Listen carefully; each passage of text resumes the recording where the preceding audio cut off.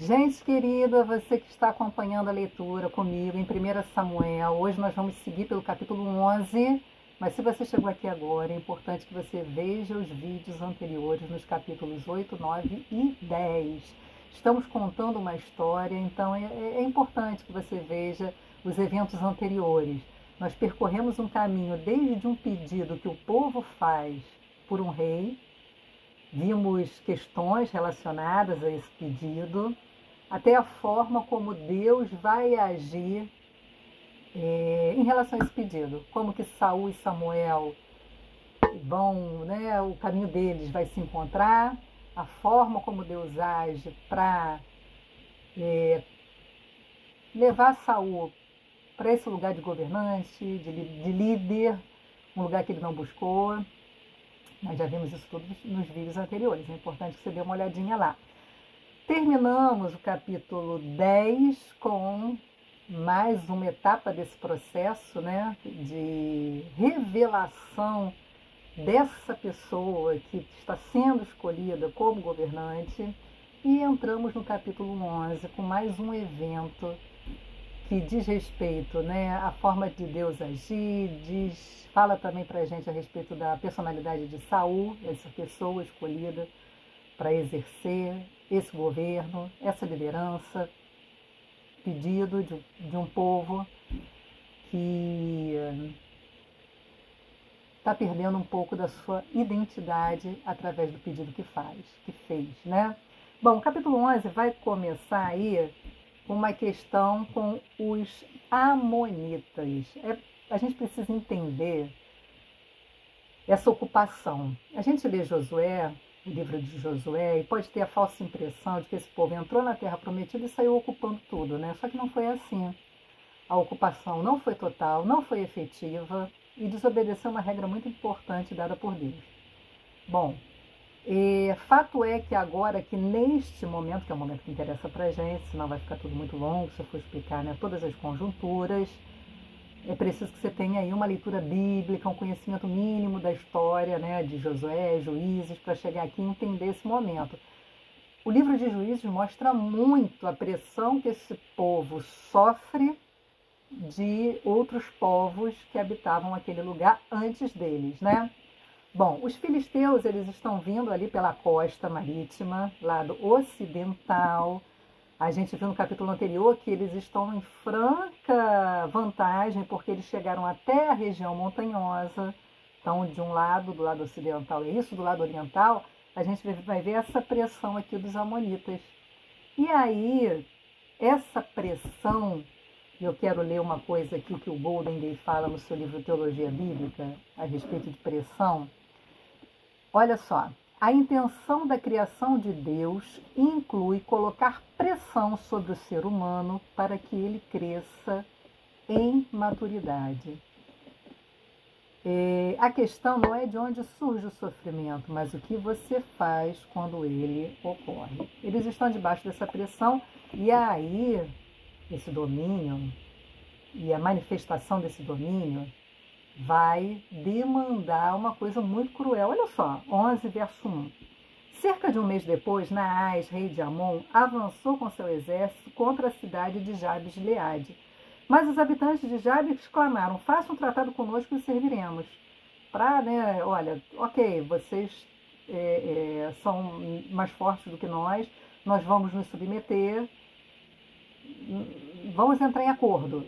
Mas olha o que eles vão pedir. Então Naás disse: está bem, mas só com uma condição: arrancarei o olho direito de cada um de vocês como humilhação para todo o Israel. Esse pedido aqui era uma confirmação do domínio. E que confirmação perversa. É claro que esse povo vai reagir. As autoridades de Jabes pediram: dê-nos 7 dias para que enviemos mensageiros a todo Israel. Se ninguém vier nos salvar, nós nos entregaremos ao rei. Só que a gente vai ver um evento aqui que vai fazer com que Saul tenha que se posicionar. Nós já vimos em vídeos anteriores, como eu já disse, que Saul tem uma certa dificuldade de ter iniciativa. Então os mensageiros chegam, a Gibeá, a cidade onde Saul morava, e relatam ao povo a difícil situação em Jabes de Gileade. Todos choraram em alta voz. Quando Saul voltou à cidade trazendo seus bois do campo, mas ele já não tinha sido proclamado rei e está trazendo, está apacentando o rebanho. A gente precisa entender que essa história tanto está em paralelo com a história anterior, como também são eventos que estão se sucedendo, né? Ele vem ali, percebe aquela comoção, claro, o povo está debaixo de forte comoção com esse pedido, e ele pergunta: o que está acontecendo? E aí contam para Saul. E olha aqui, né, a coisa distinta na reação dele. O que distingue essa reação como válida? O Espírito de Deus veio poderosamente sobre Saul e ele se enfureceu. Neste caso, a ira de Saul é fruto do Espírito de Deus, fazendo com que ele agisse de uma forma que talvez naturalmente ele não agiria, né? Pegou 2 bois, cortou-os em pedaços e enviou mensageiros para levá-los a todo Israel com o seguinte aviso: isto é o que acontecerá isto é o que acontecerá aos bois de quem se recusar a seguir Saul e Samuel na batalha. Olha outro aspecto importante. E o terror do Senhor caiu sobre o povo, de modo que todos saíram para guerrear como um só homem. A gente tem de um lado o Espírito de Deus movendo a ação de Saul. Ele ouve um relato e reage, e o texto deixa claro que a reação é fruto da ação do Espírito de Deus. Outra ação do Espírito de Deus, ele convoca o povo para se juntar a ele nessa batalha, e o Espírito de Deus gera temor no povo e eles respondem a essa chamada de Saul, né? Bom, eles vão se reunir em Bezeque, 300.000 homens de Israel e 30.000 homens de Judá. E aí eles mandam avisar lá em Jabes de Gileade que eles vão ter socorro sim, que o pedido de socorro, né, deles ressoou e encontrou resposta. E só que aí como é que eles agem? Eles vão dizer àquele povo, né, aos amonitas: ok, nós vamos nos render, amanhã nos entregaremos a vocês. Isso é lá o verso 10. E poderão fazer conosco o que desejarem. No dia seguinte, porém, antes de amanhecer, Saul chegou com seu exército dividido em 3 destacamentos. Atacou os amonitas de surpresa e na hora mais quente do dia já os tinha derrotado completamente.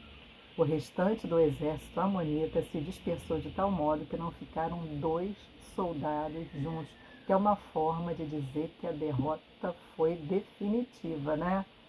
Bom, momento de vitória, a gente vê o Espírito de Deus aqui em ação, gerando ira no coração, né, de Saul para que ele agisse em favor da justiça, gerando temor no povo, para que o povo se juntasse a Saul nessa batalha, dando resposta a esse povo inimigo. E no fim, mais uma ação do Espírito de Deus. 12. Então o povo disse a Samuel: onde estão aqueles que perguntaram: por que Saul deveria nos governar? Isso é o finalzinho do capítulo 10. Tragam esses homens aqui e o mataremos. Saul, porém, respondeu: ninguém será morto hoje, pois neste dia o Senhor livrou Israel. A forma que ele responde também, né, é uma marca de alguém que foi tomado pelo Espírito de Deus. Nada de vingar, nada de, nesse momento de vitória, matar, trazer à tona questões anteriores, né? O capítulo vai terminar com: Samuel disse ao povo: venham, vamos todos a Gilgal, renovar o compromisso do reino. E aí acontece uma cerimônia ao finalzinho do capítulo 11. Mais uma vez, proclamaram Saul como rei. Estranho, né? Tantas proclamações. mas a gente tem que entender primeiro a distribuição geográfica em tribos, né? Isso lá na frente, quando Davi primeiro vai ser aceito como rei num território e depois em outro. Aqui é coisa parecida, né? São eventos de processo da consolidação de Saul como essa governança. Não era isso que eles queriam, esse povo? Alguém que os conduzisse nas batalhas. Só que o que a gente acaba percebendo é que quem continua conduzindo todas as coisas é o próprio Deus. E como eu disse no vídeo anterior, Deus não se ausenta, o governo dele permanece. O fato ele atender um pedido desfavorável, vídeos anteriores, desculpa repetir, mas é porque precisa ver mesmo. O fato dele conceder um pedido desfavorável não quer dizer que ele se ausentou, se distanciou, ele está envolvido aí nessa questão toda. E aí, para encerrar esse vídeo, eu quero trazer mais uma coisa aqui que o Golden Gay fala,